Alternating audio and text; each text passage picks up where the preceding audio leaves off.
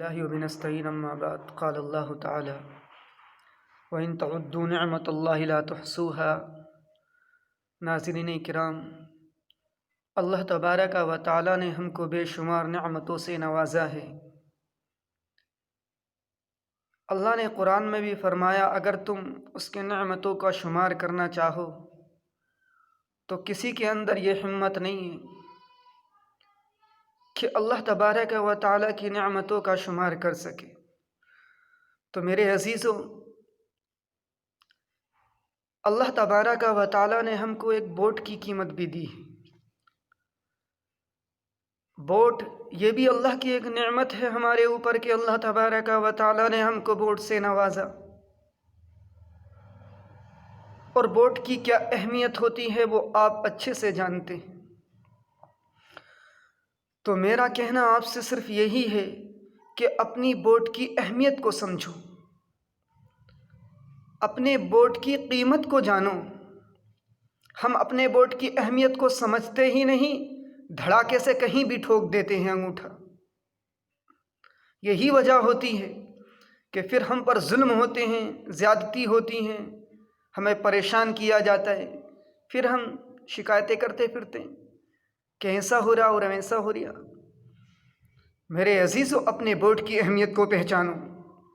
Boat کی قیمت کا اندازہ اگر تمہیں لگانا ہو تو برما کے ان مسلمانوں سے جا کر کے پوچھو جب 1982 کے اندر ان سے بوٹ کی طاقت کو سلب کر لیا گیا تھا اور ان کو درندگی اور حیوانیت کے ساتھ ملک سے نکال دیا گیا، ملک سے نکالنے پر مجبور کر دیا گیا، ان کی بیویوں کو بدوا کر دیا گیا، ان کے بچوں کو یتیم کر دیا گیا۔ ان سے جا کر کے معلوم کرو بوٹ کی قیمت کیا ہوتی ہے۔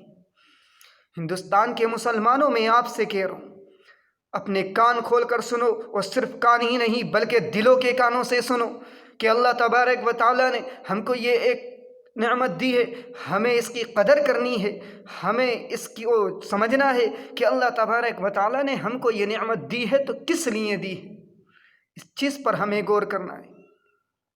یا بوٹ کی قیمت کا اندازہ آسام کے ان لوگوں سے پوچھو جن سے ان کے بوٹ کی قیمت کو سلب کر لیا گیا، ان کی بوٹ کی طاقت کو سلب کر لیا گیا، اور ان کو ہر وقت، ہر گھڑی، ہر لمحہ یہی فکر رہتی ہے نہ جانے ہمیں کب اس ملک سے نکال دیا جائے گا، کب ہمیں یہ ملک چھوڑ کر جانا پڑے گا۔ میرے عزیزو، ان سے جا کر کے معلوم کرو، تب جا کر کے تمہیں پتہ چلے گا کہ بوٹ ہوتا کیا ہے۔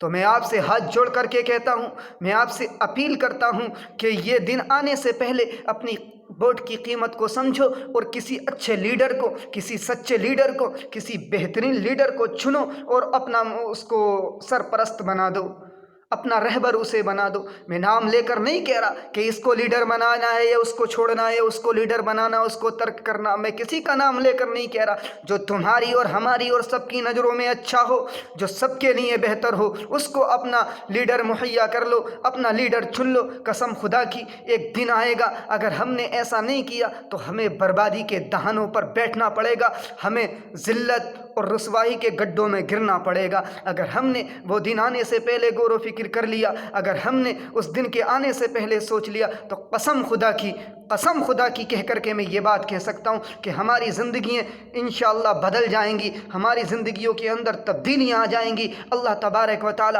ہمارے اندر انقلاب لے آئے گا۔ میرے عزیزو، بس اب سے میں یہی کہہ رہا ہوں، اپنے بوٹ کی اہمیت کو سمجھو، اپنے بوٹ کی اہمیت کو جانو۔ وما علینا الا البلاغ۔